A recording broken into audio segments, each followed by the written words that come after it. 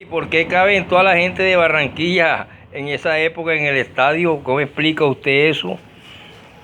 Hombre, Laurina, lo que sucede es que una vez cuando se hizo un censo, hace años y años, el primer censo en Barranquilla, habían 12 zapateros, ahí alrededor de San Nicolás, de la Barranca, habían 12 zapateros, había un herrero, habían 4 pintores de casa esas de moñigas de vaca que las hacían con barrio moñigas de vaca y así la ciudad fue, pero llegó un momento en que en el estadio municipal de Barranquilla le cabían alrededor de 16 a 19 espectadores y un poco incómodo. Pero al pasar los tiempos, por ahí creo que cuando se llegó al año 63, creo que era que gobernaba Carlos Lleras Restrepo, y 66, 63 al 66, yo podía tener 8 años y a mí me llevaban al estadio, trabajamos en la bañilería ahí cerquita al estadio, cuando desde el tanque de las Delicias, toda la 72, pasando la heladería americana y el restaurante mediterráneo, donde trabajaron varios amigos míos, que hoy en día son unos señores, ya muchos han muerto, y se llegaba al Hotel El Prado y eso se consideraba como la Hanlay de Barranquilla, la clase media alta y la Hanlay, y esa gente era la que llenaba la parte de sombra. Y en el estadio cabían esa gente acomodada, pero resulta que con el tiempo, poco a poco, se le hicieron otras graderías, creo que la de Vietnam, la de Corea, la otra. A ese entonces el estadio llegó a tener 20.000 personas apretaditas. Entonces eso nos da una idea de que al llenarse la gradería popular y la gradería de la clase media y alta, que era sombra, era boleta más cara, la ciudad quedaba así como cuando Nueva York, cuando el judío descansa. En Nueva York, cuando el judío descansa, el comercio se detiene, dice Johnny Marine, ese de los discos, eso. Entonces, eso se veía la ciudad porque había menos población. Eso es lo que se trata de decir literariamente y se trata de decir en forma de hipérboles y de figuras literarias, de exageración y no exageración y de cantidad, pues. Y dar la idea de que los barrios quedaban vacíos, porque mucha gente de los barrios, como allá se pasaban en las tabernas de la 72, se bebía y habían algunos que tenían televisores, entonces ahí muchos veían lo que es hoy en día, mejor dicho, el metropolitano alrededor. Toda esa zona era comercial y de ambiente y de almacenes, el Ley, donde estaba ahí Tierra Santa, todas esas cosas. Entonces, en mi Barranquilla, cuando el estadio del Junior jugaba, la ciudad quedaba sola. Y muchos ladrones aprovechaban eso para saquear casas de la clase alta y de la clase allá. Que algunas tenían algún señor ahí cuidando, un celador, un guardia. Y otras no, otros apartamentos no acababan. Entonces, eso es lo que trata de decir el poeta Robinson Ferreira acerca de que la gente de Barranquilla cabía en el estadio.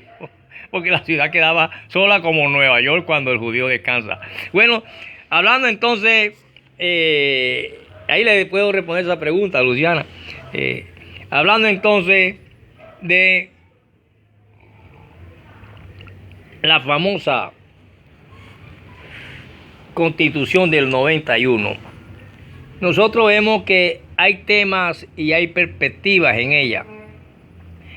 Y cuando empezaron a verse todos los constitucionalistas, yo creo que estaba Navarro Boro ahí, creo que García Márquez fue también estuvo en esa constitución, tratando de hacer algo distinto a aquellas que venían. No, esa estaba todavía hasta el año 1800, la de 1880 todavía estaba latente. Y llegó un momento en que, por eso es que la religión no forma parte de los 3 círculos más altos de la sabiduría, sino que es un conocimiento regional. ¿Por qué?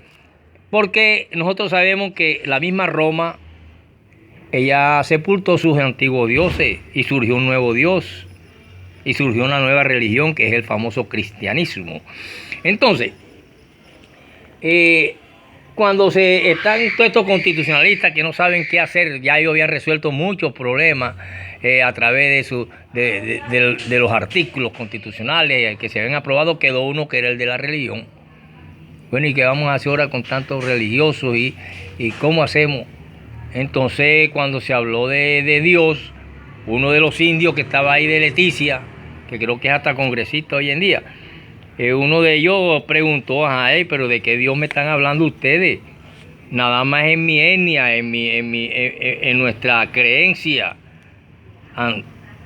tradicional y muy antigua, tenemos el Dios Tierra, el Dios Sol, tenemos muchos dioses, y esa es nuestra cultura.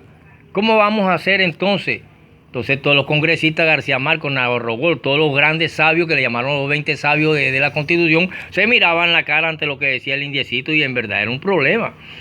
Entonces fue cuando hicieron creo que el segundo capítulo, o el segundo tema que tenía que ver en la Constitución con libertad de culto, ¿no? La libertad de culto, pues. O sea que yo puedo poner una calavera y una carabela hoy en día ahí, y le pongo una Biblia al lado, y leo el tabaco y tal, y me llegan los carros, y me llegan las vainas, y hago plata. Mujeres que quieren hechizar a los maridos, que quieren que... Pues tantas vainas que le gusta a la clase media y alta, la porquería y la vaina.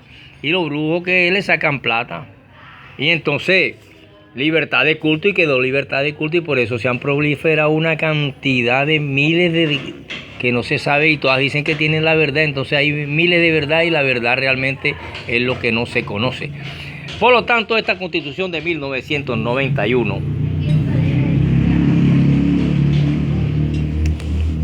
que tiene más de 300 y pico de artículos, surge después de 50 días de sesiones en la Asamblea Nacional Constituyente